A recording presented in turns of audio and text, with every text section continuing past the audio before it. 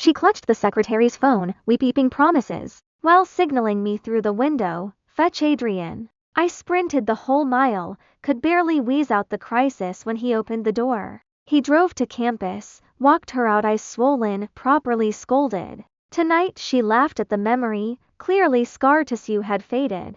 I envied the way the world dotted on her. And even more the way she could stay so bright and hopeful. If it had been me, I probably would never have wanted to speak of it again. I gave a small smile and said, "Back then I was always hitching rides with your family, it's the least I could do." She sighed nostalgically.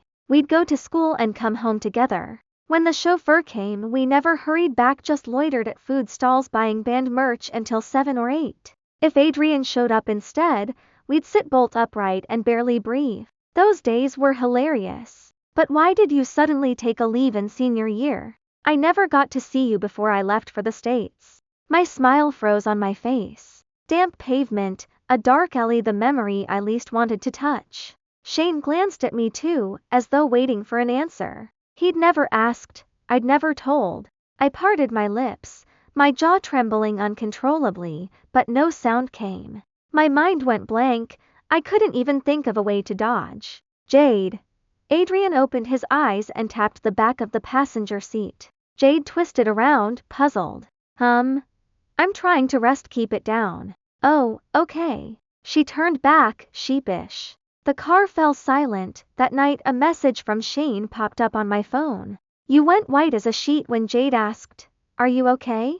I didn't reply. Half an hour later. "Can you tell me what happened back then? I'm worried." I blocked him and buried my face in the soft duvet. Miles knocked and placed a mug of warm milk on my nightstand. "Mom and Dad say you're moving out after New Year's." I'd be a junior second semester, and I'd landed an internship across town, too far to commute. I nodded. Miles's expression darkened. He swallowed whatever lecture he'd prepared and sighed. "Fine, you're grown. I'll smooth things over at the company and find you a safe building. Be careful." "Got it, you nag." He ruffled my hair, calling me heartless, but worry brimmed in his eyes. The milk didn't help.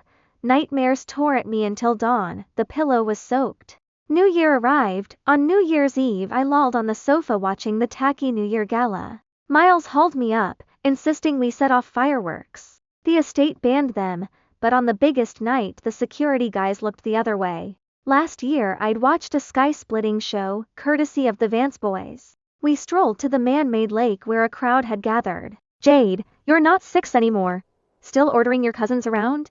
She giggled, eyes sparkling under the moon. "Fireworks with me beat that lame gala, right?" She rubbed her chilled hands. Shane unwound his scarf, looping it around her neck, then spotted Miles and me. His fingers stiffened. The scene was a rerun of last year. Shane had texted me to sneak out. He knotted a scarf on me, tugged gloves over my fingers, and promised a private show. Year after year, "May tonight last forever," he'd whispered. Forever, what a joke. The wind slapped my cheeks. I burrowed deeper into my collar. Crouching, I watched them laugh and chase one another.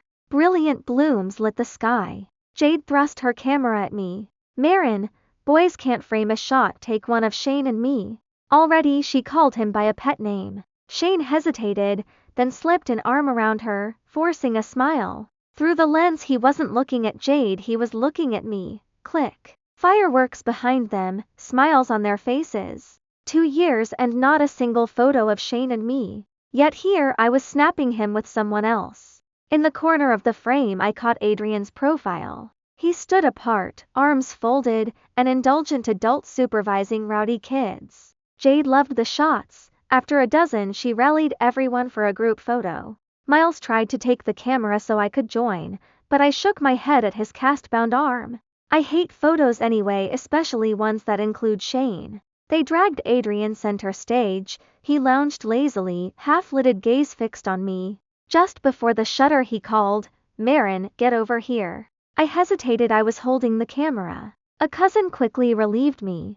I edged to the far side, chin tucked. Adrian glanced back. Here. Someone shoved me beside him.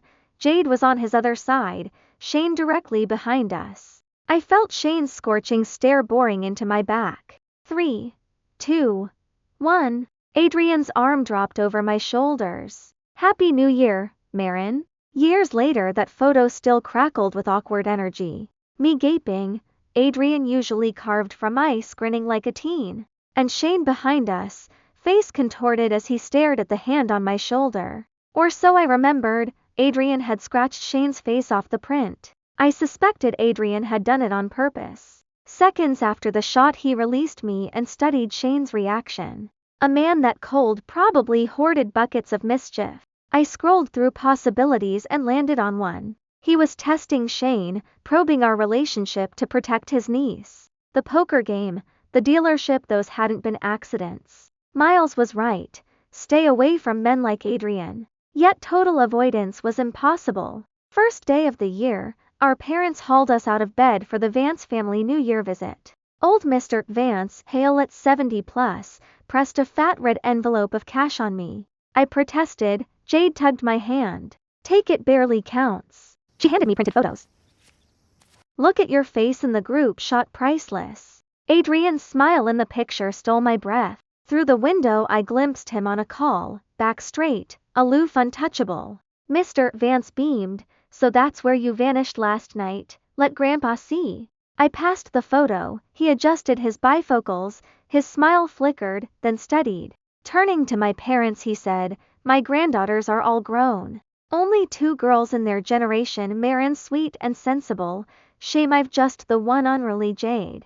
When Adrian marries you'll have more, my mother offered. The old man waved dismissively. He's worse 30 and never brought a girl home. He pivoted. I'm fond of Marin. She and Jade are close. Why not make her my honorary granddaughter? Tighten both families. My parents glowed. Strings of future deals glittered behind the goodwill.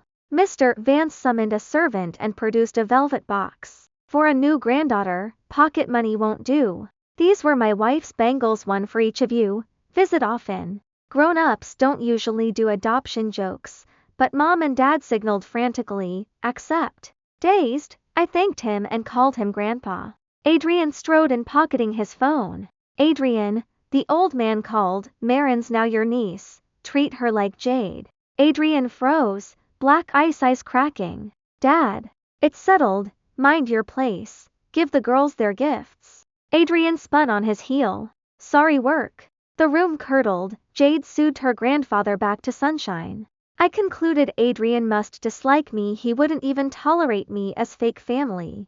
Upstairs, Jade hauled me into her room to pick outfits. Tomorrow Shane's taking me out. Which one? Pink suffused her cheeks. Things looked serious. The ache was gone, but a splinter remained if they were destined. Why had Shane strung me along for 2 years? Do you love him? I asked. She blinked. He's good to me, and we fit. Not Jade's style. She never settled for good enough. If you're into each other, why wait until now? She fell silent, gaze drifting to a framed photo.